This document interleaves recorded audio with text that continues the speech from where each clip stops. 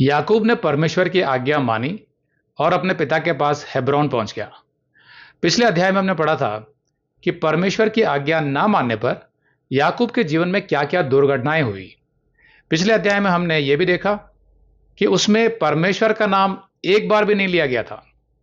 लेकिन इस अध्याय का वातावरण विश्वास और आज्ञाकारिता का है और इसमें शुद्धिकरण के विषय में भी जोर दिया गया है। इस अध्याय में परमेश्वर का उल्लेख करीब 10 बार किया गया है। परमेश्वर ने यहां स्वयं को सर्वशक्तिमान नाम से संबोधित किया, जो कि इब्रानी में एल शड्डाय है, मतलब सर्व पर्याप्त। मतलब यहां एक तरह से परमेश्वर याकूब को अपना पूर्ण परिचय दे रहा था, जो उसने पहले दूसरों को भी दिया था उत्पत्ति की पुस्तक में। इस अध्याय में आप देखेंगे कि याकूब अपनी गलती को स्वीकार करता है और परमेश्वर की आज्ञा पर चलते हुए उस स्थान की ओर कूच कर जाता है जो परमेश्वर ने उसके लिए नियुक्त किया हुआ था। लेकिन परमेश्वर की आज्ञा पर चलने का अर्थ यह नहीं है कि जीवन में कोई कठिनाइयां नहीं आएंगी। बिल्कुल आ सकती हैं, क्योंकि हमारे साथ और भी लोग जुड़े होते हैं जीवन में और सब कुछ हमारे नियंत्रण में नहीं होता।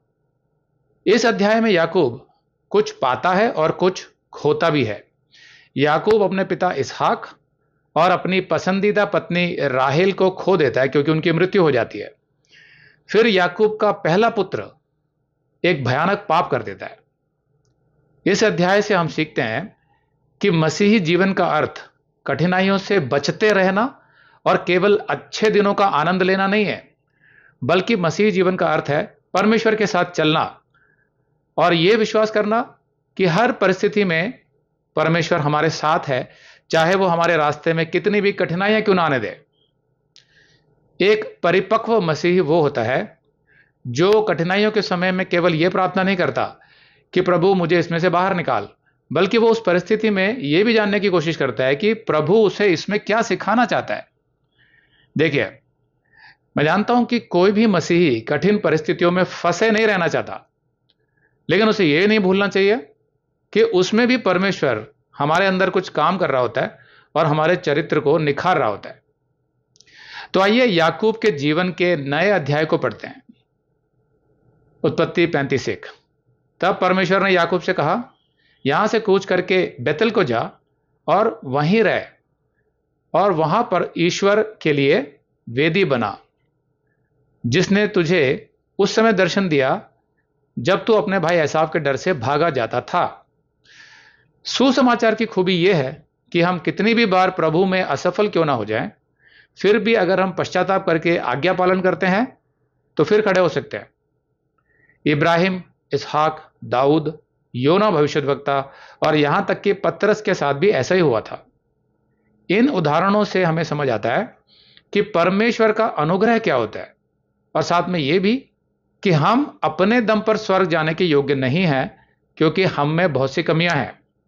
केवल परमेश्वर की क्षमा, उसकी दया और उसका अनुग्रह ही हमें स्वर्ग पहुंचा सकता है।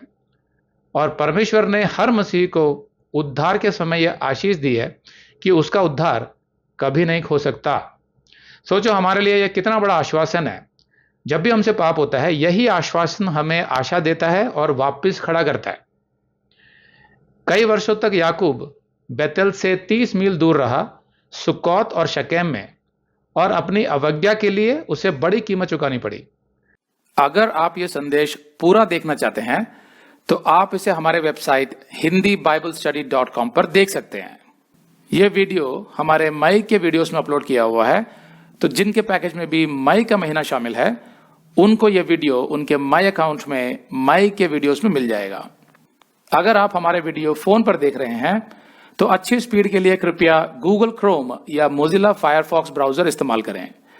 तो इनको डाउनलोड करने के लिए आप प्ले स्टोर में जाएं और ऊपर गूगल क्रोम टाइप करें, फिर आप गूगल क्रोम ब्राउजर पर क्लिक करें और उसे इंस्टॉल करें। यह एकदम फ्री है। इसी तरह आप मोजिला फायरफॉक्स टाइप करें, फिर आप मोजिला फायरफॉक्स ब्राउजर पर क्लिक करें और उसे इंस्टॉल करें। यह भी एकदम फ्री है। इसके बाद आप गूगल क्रोम ब्राउजर को क्लिक करके उसे खोलें और उसमें hindiBiblestudy.com टाइप करें, मतलब पूरा hindiBiblestudy.com एक साथ बिना किसी गैप के, तब हमारा वेबसाइट गूगल क्रोम में खुल जाएगा और आपके वीडियोस अच्छे से चलेंगे। इसी तरह आप मोजिला फायरफॉक्स ब्राउजर भी क्लिक कर सकते हैं और उसमें भी बिना गैप के hindiBiblestudy.com टाइप कर सकते हैं। उसमें भी हमारे वीडियोस बिल्कुल आराम से चलेंगे।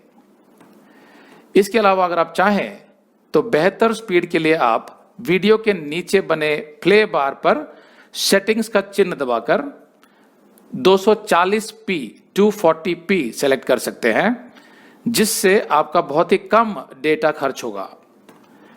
240 सेलेक्ट करने के बाद आप वीडियो के बाहर कहीं भी क्लिक कर दीजिए, फिर वीडियो को पीछे ले जाकर शुरू से देखिए।